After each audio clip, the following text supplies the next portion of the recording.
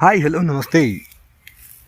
మన యొక్క వైబ్రేషన్, మన యొక్క థాట్స్ చాలా ప్రభావితం చేస్తాయి ప్రతి విషయాన్ని, ప్రతి వ్యక్తిని, మన అట్మాస్ఫియర్ని, మన భూమిని, మన పరిసరాలని చాలా చాలా ప్రభావితం చేసే కెపాసిటీ ప్రతి మనిషికి ఉంది. ఎందుకు చెప్తున్నా అంటే, ఫర్ ఎగ్జాంపుల్గా మనము ఒక బాధపడే వ్యక్తి దగ్గరికి మనం వెళ్ళామనుకోండి, అతనితో కొద్దిసేపు గడిపామనుకోండి, కొద్దిసేపు మాట్లాడితే మనకు తెలియకుండానే అతనితో ఒక రకమైన ఫీలింగ్ అనేది కలుగుతుంది. అతని మొహం చూస్తేనే మనకు ఒక రకమైనటువంటి, మనం కూడా ఒక సాడ్ ఫీలింగ్లోకి వెళ్తూ ఉంటాం మెల్లిగా. ఒక నిద్రపోయే వ్యక్తి పక్కన వెళ్ళి మనం కూర్చుంటే మనకు కూడా మెల్లిగా నిద్ర వస్తుంది. ఒక ఆవలించే వ్యక్తి దగ్గర ఉన్నట్లయితే మనకు కూడా మెల్లిగా ఆవలింపులు వస్తాయి. ఎందుకోసం ఇలా జరుగుతుంది అంటే, so everything is vibration, frequency, thoughts. So ఇలాగా మనము ప్రతి చుట్టూ మన పరిసరాలని మనము ఎప్పటికప్పుడు ప్రభావితం చేస్తూ ఉంటాం. అందుకోసమే మనము గుడిలోకి వెళ్తూ ఉంటాము. అందుకోసమే మనము ప్రశాంతంగా ఏదో జపం చేసుకోవడం, లేదంటే ఒక మంత్రం చదువుకోవడం, లేదంటే అట్లాగా అడవిలోకి వెళ్ళడము, పార్క్లోకి వెళ్ళడము, లేదా మంచి మ్యూజిక్ వినడము, ఇలాగ అనిపిస్తుంది. మనకు పూజ చేయాలనిపిస్తుంది, ఇంకా రకరకాలుగా ధ్యానం చేయాలనిపిస్తుంటుంది, లేదా ఒక ప్లెజెంట్గా ఉండడానికి మనం ఎప్పుడు కూడా మన యొక్క మనసు అలా అటువైపు ప్రయాణిస్తుంది. ఎందుకోసం అంటే ఆ ఫ్రీక్వెన్సీ బాగుంటుంది. మనకు ప్రశాంతమైన ఫ్రీక్వెన్సీ కావాలి, మనకు ఆనందకరమైనటువంటి ఎనర్జీ, థాట్స్ మనకు కావాలి, అలాంటి వైబ్రేషన్స్ మనకు కావాలి. సో అలాంటి వైబ్రేషన్లో ఉన్నప్పుడే మనకు కూడా అవి ప్రభావితం చేయడం వల్లనే మనం అటువైపుగా సంగీతం వైపు, ఒక ప్లెజెంట్ మూమెంట్ వైపు, ఒక మంచి ఆనందకరమైనటువంటి ఒక చిన్నపిల్లల దగ్గర మనం ఎందుకు ఆడుకోవాలనిపిస్తుంది, ఎక్కువగా వాళ్ళతో గడపాలనిపిస్తుంది, వాళ్ళని ఎప్పుడు మనము ముద్దడాలనిపిస్తుంది, వాళ్ళతో టైం స్పెండ్ చేయాలనిపిస్తుంది, వాళ్ళని అలా చూడాలనిపిస్తుంది. ఎందుకోసం అంటే వాళ్ళు ఆనందంలో ఉన్నారు, వాళ్ళకి ఏ ఎక్స్పెక్టేషన్స్ లేవు, వాళ్ళు అలాగా హాయిగా, దెర్ ఈజ్ నో రీజన్, వాళ్ళకు ఆ మూమెంట్లో ప్రతి క్షణంలో ఇమిడి ఉన్నారు. కాబట్టి అలాగా ఉండే వాళ్ళ పక్కన మనం ఉన్నట్లయితే మనకు కూడా ఆనందం, దానివల్ల ప్రభావితం చెంది మనం కూడా ఆ హ్యాపీనెస్ మోడ్లోకి, ఆనందంలోకి వెళ్తాం. కనుకనే మనము గురువుల దగ్గరకి వెళ్ళినప్పుడు కానీ, టెంపుల్స్లోకి వెళ్ళినప్పుడు కానీ, ఒక ప్రశాంతమైన వ్యక్తి, ఆనందంలో ఉన్న వ్యక్తిని మనం కలిసినప్పుడు కానీ, ఆ భావంలోకి, వాళ్ళ యొక్క ఫీలింగ్లోకి మనం వెళ్ళిపోతూ ఉంటాం. అందుకోసమే కొంతమందితో మాట్లాడితే ఇంకా మాట్లాడాలనిపిస్తుంది, కొంతమందితో మనము కూర్చున్నప్పుడు వాళ్ళ ఆరాలో మనం ఉన్నప్పుడు అలా ఉండిపోవాలనిపిస్తుంది, వాళ్ళ వెంట ఉండాలనిపిస్తుంది. ఎందుకోసం అంటే ఎవరైతే ధ్యానం చేస్తారో, ఎవరైతే వెజిటేరియన్స్గా ఉంటారో, ఎవరైతే ప్రశాంతమైనటువంటి ఆలోచనలతో, నిర్మలమైనటువంటి మనసుతో ఎవరైతే ఉంటారో వాళ్ళతోనూ చాలామంది, వాళ్ళతో టైం స్పెండ్ చేయాలి, వాళ్ళతో మాట్లాడాలి అని చెప్పేసి చాలామంది ఉంటారనమాట. వాళ్ళని ఫాలో అవుతూ ఉంటారు చాలామంది.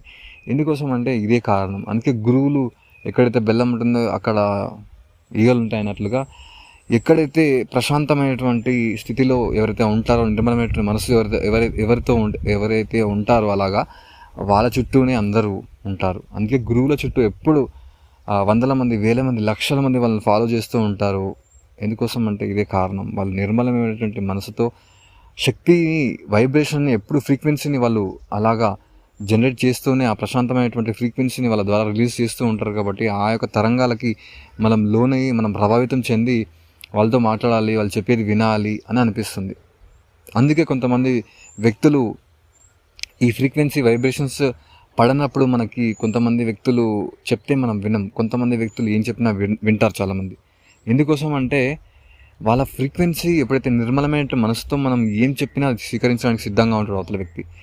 మనము కోపంలో కానీ, మనము లో వైబ్రేషన్లో, మనం బాధలో ఉండి ఒక మాట చెప్తే అతడు దాన్ని యాక్సెప్ట్ చేయడు. మనం మంచి చెప్పినా కానీ మన స్థితిలో, నిజస్థితిలో మనం లేకుండా మనం ఒక మాట చెప్తే ఎవ్వరు నీ మాట పాటించరు. మనం కూడా ఆనందంలో ఉండి, మనం కూడా ఆ స్థితిలో మనం ఉండి, మనం ఆ ఫ్రీక్వెన్సీలో ఉన్నప్పుడు ఎవరైనా మీ మాట వింటారు. సో అలాగా ఎంతో ప్రభావితం చేస్తుంది మన యొక్క ఫ్రీక్వెన్సీ వైబ్రేషన్. సో అందుకోసమని చెప్పేసి పెద్ద పెద్ద మహానుభావులు, యోగులు హిమాలయాస్లోకి వెళ్ళి, అడవిలోకి వెళ్ళి రోజుల తరబడి, వందల సంవత్సరాలు, కొంతమంది వేల సంవత్సరాలు, కొంతమంది కొన్ని నెలల తరబడి అలాగా అడవుల్లో గడుపుతూ, శ్రీశైలంలో, హిమాలయాస్లో వాళ్ళు దూరంగా ఎందుకు వెళ్తారంటే, ఇలాంటి మానవ సమాజంలో ఎక్కడ చూసినా మనకు ఈగో ఫీలింగ్స్, ఈర్ష్య, అసూయ, ద్వేషాలు, కోపము, క్రోధము, కామం, ఇవన్నీ కూడా ఎంతో గందరగోళంలో ఉన్నారు. కాబట్టి బయట సో చాలామంది సాధువులు, సన్యాసులు అలాగా దూరంగా వెళ్ళి వాళ్ళు ప్రశాంతంగా ఉంటారనమాట. మన దగ్గర కూడా రానియరు, మనం టచ్ చేయనియరు. మానవులు నార్మల్గా ఉండే ప్రాపంచికంలో పడి డబ్బు వెంబడి లేకుంటే రకరకాల వ్యసనాలతో ఉన్నటువంటి వ్యక్తుల్ని వాళ్ళు చూడరు, టచ్ చేయరు, వాళ్ళతో మాట్లాడరు. ఎందుకు ఇలాగ ఉంటారు సన్యాసులు అంటే కారణం ఫ్రీక్వెన్సీ, వైబ్రేషన్స్ వాళ్ళకి పడవు. ఎలాగైతే మనము ఒక దుర్గంధం ఉన్నటువంటి ప్లేస్లో మనము ఎంత దూరం అయితే వెళ్తామో అక్కడ ఆ ప్లేస్ నుంచి మళ్ళీ ఒక సుగంధం ఉన్న ప్లేస్తో మనం అలా ఉండిపోతాం, దుర్గంధం ఉంటే వెళ్ళిపోతాం. అలాగా ఈ యొక్క యోగులు, ఈ యొక్క గురువులు, సన్యాసులు మనం చాలామంది చూస్తూ ఉంటాం. వాళ్ళందరూ ఎందుకు అట్లా దూరంగా ఉంటారంటే ఇదే కారణం. మనం ఒకవేళ మంచిగా ప్రతి ఒక్కరు ఇక్కడ ఉన్నటువంటి బయట సమాజం అందరూ అలాంటి స్థితిలో ఉన్నట్లయితే వాళ్ళు ఇక్కడనే ఉంటారు. అందుకోసమే మనకి ఇంకా పురాతనమైనటువంటి కాలంలోకి వెళ్తే మనకు ఎన్నో శాస్త్రాలు చెప్తున్నాయి. భూమి లోపల కూడా ఒక లోకం ఉందని చెప్తున్నారు. అది నాగలోకము, పాతాళ లోకము, రకరకాలు చెప్తున్నారు. సో నిజంగా కూడా భూమి లోపల కూడా మనకంటే ఎంతో వేల టెక్నాలజీస్తో వాళ్ళు ఎంతో అద్భుతంగా అధునాతన టెక్నాలజీతో వాళ్ళు బతుకుతున్నారు. కొన్ని వందల సంవత్సరాలు వాళ్ళు బతుకుతారు. ఇచ్చా మరణం ఉంది, వాళ్ళ శరీరాన్ని కాంతిగా మార్చుకుని అమరత్వం సిద్ధించుకునే రేంజ్లో వాళ్ళు ఉన్నారు. సో అలాగా మన యొక్క ఫ్రీక్వెన్సీని బట్టే, మన యొక్క ఆలోచనలను బట్టే, మన యొక్క థాట్స్, మన యొక్క భావాలని బట్టే, మన యొక్క జీవిత వాస్తవాలు అలాంటి మనుషులు మన లైఫ్లో ఉంటారు. మనం ఆనందంగా ఉంటే ఆనందకరమైనటువంటి వ్యక్తులే మన యొక్క లైఫ్లోకి వస్తారు. మనం బాధలో ఉంటే బాధాకరమైనటువంటి వ్యక్తులే మన లైఫ్లోకి వస్తారు. మనము దేని గురించి అయితే మనం భావంలో, దేని గురించి అయితే ఎలాంటి థాట్స్లో మనం ఉంటామో, ఎలాంటి భావంలో మనమైతే ఉంటామో అలాంటి జీవిత వాస్తవాలను మనం ఉంటాము. సో ప్రతిదానికి కారణం మనమే, మన దుఃఖానికి కారణం మనమే, మన యొక్క ఆనందానికి కారణం మనమే. ఎవరిని మనం నిందించాల్సిన అవసరం ఎంత మాత్రము లేదు. భగవద్గీతలో శ్రీకృష్ణుడు చెప్పినట్లుగా యద్భావం తద్భవతి.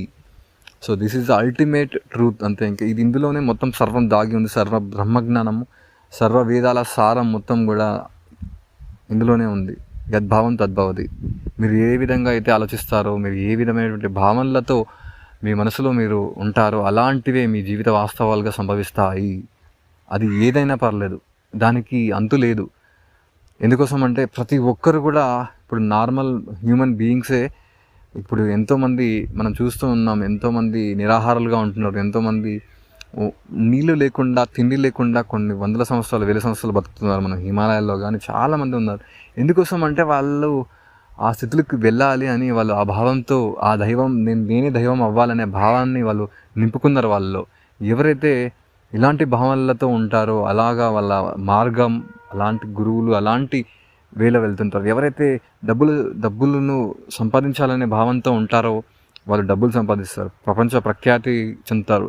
ఎవరైతే ఇలాగా ఎలాంటి భావనలు మనలో రేకెత్తాయో, ఎలాంటి భావనలు మనలో నింపుకొని మనము చిన్నప్పటి నుంచి అలాగా వాటిపై ఉంటామో అవే మన జీవితంలో వస్తూ ఉంటాయి. మన జీవితంలో ఎవరు బాధ పెట్టినా, మన జీవితంలో ఎవరు ఆనంద పెట్టినా దానికి కారణం నువ్వే. ఎందుకోసం అంటే ఆ యొక్క అనుభవాలు, ఆ యొక్క ఎక్స్పీరియన్సెస్ నువ్వు అవసరం కాబట్టి అవి వస్తాయి. మనం ఎవరిని బ్లేమ్ చేయాల్సిన అవసరం ఎంత మాత్రం లేదు.